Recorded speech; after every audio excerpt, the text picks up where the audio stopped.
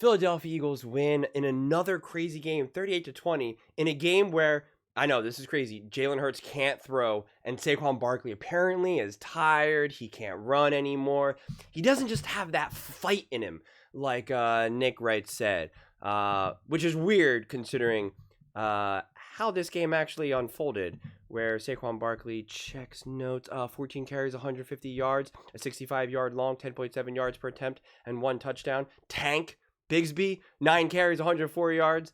But what this game really did show was Jalen Hurts' inability to throw the ball again. Yeah, he was 15 for 20, 179 yards, 9 yards per attempt, 4 touchdowns.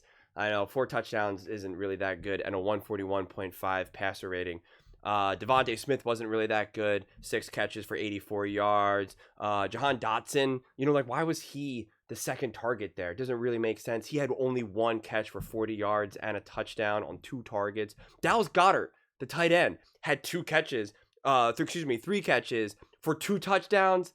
It's just, I don't know. And Saquon Barkley had a receiving touchdown, and he's a running back, so it's always a little weird when you see Saquon catch the ball for a touchdown. It's not typically what you like to see. 38-20, they did give up 20 points to the Giants. Typically you don't want to do that, right? It needs to be 3 or less points. And the Eagles, they didn't score 40, right? Like, I feel like if you're going up against the Giants, it's got to be 42-3, right? Anything less than that, it's a failure.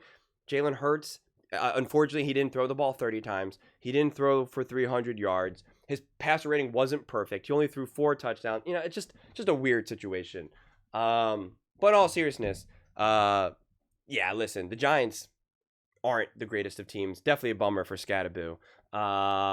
This was a great game for the Eagles, even going up against a team that's obviously not great. Obviously, it's still a division rival. Obviously, they got beat pretty good by the Giants a couple weeks ago. So a game like this was important. I was actually really impressed with the play calling. I've been as many people have been. I've been incredibly critical of Kevin Patullo, and I never even tiptoed around it from day one, from week one.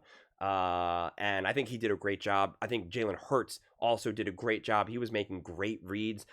Even the catch to Saquon Barkley for that touchdown, Jalen understanding he's hot, getting him the ball. I love the play calling for the touchdowns to Dallas Goedert. It was really impressive. Obviously working the ball to Devontae, and then of course the run game, right? And what's the difference? The O-line was able to open up some holes and some lanes, and Saquon took off, which is why I absolutely went nuts at the idea that Saquon in the run game isn't working this year, because Saquon is tired from last season, as well as just doesn't have much to prove now, and he's doing commercials, which was always the most insane thing ever. That's why, I saw red as soon as I heard Nick and First Things First discuss that, because that was just absolute insanity. And the O-line did great, and I think, again, the way how they called the plays and the way how they executed that run game, the way how they set it up was great. And, Tank Bigsby was, just a monster as well. I think under normal circumstances, a game like this would definitely be a game for me where I'm just like, you beat up a bad team, doesn't matter, right? I'm very consistent with that. If I think you're a great team and you're going up against a lesser team, it's like, I expect Jalen Hurts, Devontae, etc. I expect them to get to work, right? I expect that. But considering how the Eagles season has unfolded so far, how there's been a disconnect offensively, A.J. Brown not playing, and this whole O-line now, I don't know off the top of my head, there was 2 or 3 starters missing or whatever it was. Obviously the O-line, even when the starters are there, they're still banged up. So I think it was a really productive and important win, and an important win to win in the way that they did. I thought Jalen Hurts continues to be so comfortable taking care of the ball. He's really graduated from, in terms of passing, of, I think when you have a younger quarterback throughout the years for the first couple of seasons, you don't have a strong sense of how comfortable do I feel that when this guy's letting it rip, that it's going to be intercepted, or that there's going to be, a turnover. And Jalen Hurts had his run where he was turning the ball over a little bit, and you were just kind of like, okay. And we see quarterbacks all over the NFL, kind of ebb and flow with the comfortability of this guy's dropping back, he's letting it rip. How do I feel, right? There's 2 minutes and 30 seconds left. It's a 6-point game. You want to get a first down, but you can't turn the ball over. You just can't. And it's just you have the feeling some quarterbacks you're like, I feel comfortable having him throw the ball. Other quarterbacks you're like, please just hand the ball off. Just hand the ball off, hand the ball off. If you're going to throw the ball, make it a 1-yard pass, that's it.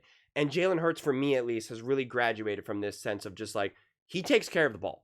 He takes care of the ball. And I was thinking about this today. It's an awesome place to be in. It's an awesome place to be in when you feel that the quarterback is just going to be smart. He's going to make smart decisions. That has been, without a shadow of a doubt, the greatest progress and development of Jalen Hurts, I feel. It's just, and I think it's impressive because to this day, I still see quarterbacks who I have a tremendous amount of respect for, that I think are awesome, that are special, that are great, elite, whatever. And they'll still make some plays, still make some throws where I'm just like, you should know better than that. Like, I don't know what you're doing. Like, how does that happen? And I haven't really seen those moments with Jalen, and it impresses me personally. The way how he was using his legs. There was a couple. What was it? The one 4th and 3 he picked up with his legs. The 3rd and long he picked up. I think it was the same drive and pretty much back-to-back set downs. I thought was really impressive. They even got the screen game going a little bit with Saquon. All in all, I think it was really positive. He did take a couple bad sacks, especially the one that then it was 2nd and 31, but then Tank Bigsby was like, all right, who cares? Give me the ball. Those things happen. It is tough. When you are a mobile quarterback, you always open up the door to have some pretty ugly sacks, right? We see that whether it's Mahomes, Josh Allen, Lamar Jackson. It is something that you definitely want to minimize, and it's crushing when it's a closer game, which obviously this game wasn't, but still something that you want to, that was probably the one thing that if you have to knock Jalen this game was the sacks. But I still think all in all, I think if you're looking at the passing game, the run game, the O-line, and the play calling, any of those questions that you had or any of like the kind of concerns or just, uncomfortableness about it, I think they all pass with flying colors. And it's not, in those moments, to me, personally, it wasn't like, well, it was against a bad team, because it was the execution and it was how they did it. The types of throws that were made, the types of catches, the timing of the throws in terms of when they were dialing up the plays, the run game, like it all seemed to flow in a way that whether you were going up against a great team or a terrible team, I like what I saw. I like what I saw. I don't think that a lot of these plays and a lot of the positive executions of this specifically offensively was done in a way where you're just like, yeah, but it was really easy for them to do it because this team is nowhere near as good. That wasn't my read personally.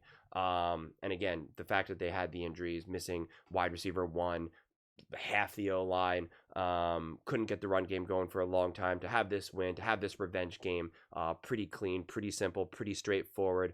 Defensively, they played, as good as you could ask in this style of game. They had some pretty big stops in key moments as well, forcing some 3-and-outs. Obviously, still gave up some big plays to Jackson Dart. I think Jackson Dart has a lot of juice in him, and I think it'll be a fun battle for these next few years going up against the Eagles for the Giants. I think there's plenty of life there, and there's definitely a future there. And again, shout out to Eagles, to Giants fans. Sorry about Scat. I mean, like, that is definitely a bummer. I think even Eagles fans respected Scatterboo. Like, you heard them all clapping when he got carted away, because I think the Eagles fans had every right to just really hate Jackson Dart and hate Scatterboo after the game that they had a couple weeks ago, them taking their shirts off and dancing and celebrating and going crazy. Like, Eagles fans had all the fuel for them just to be like, we're going to hate you, we're going to hate you, we're going to hate you. But I think that energy, the blue collar, tough working background, I think it's something that the Eagles fans just respected either way. And, just all in the spirit of competition. And so I like that I saw, they didn't give like kind of like a generic, like, okay, we're clapping because we know we should. Like, they actually legitimately cheered for him and really rose up for him. So I thought that was pretty cool. That was pretty impressive, since, you can't go through an Eagles broadcast without them mentioning, but they threw snowballs at Santa Claus. So, got to shout out when they do things positively. But yeah, no, I mean, I'll just end here so I can jump into the other games. But again, straightforward win. A lot to like, still in the perspective of the Giants aren't the best team out there, but the Giants still have been feisty, as the Eagles learned, as the Broncos learned. Like, so, they're better than their record shows, I think.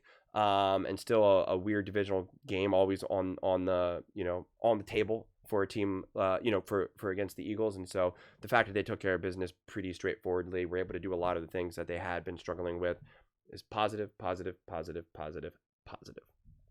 But those are just my thoughts. I'd absolutely love to hear yours. What do you guys all think about the Philadelphia Eagles? Jalen Hurts, Saquon ballin', Devontae still ballin', Cooper DeJean, that man, he's a bad man, and Big Dom. Let me know in the comments below. I read every single comment. So whether you agree with me or disagree with me, either way, let's get in some discussions, let's get in some fights, but ultimately, let's just have some fun. And please do consider subscribing. We are building an amazing community here, and I absolutely love to see you part of it. I want to build something that we all generally feel connected to, something that we're really excited to be part of. I think we're well on our way to doing it. Please don't forget to give this video a thumbs up, as it really does help the visibility and the algorithm. Thank you so much. See you next time.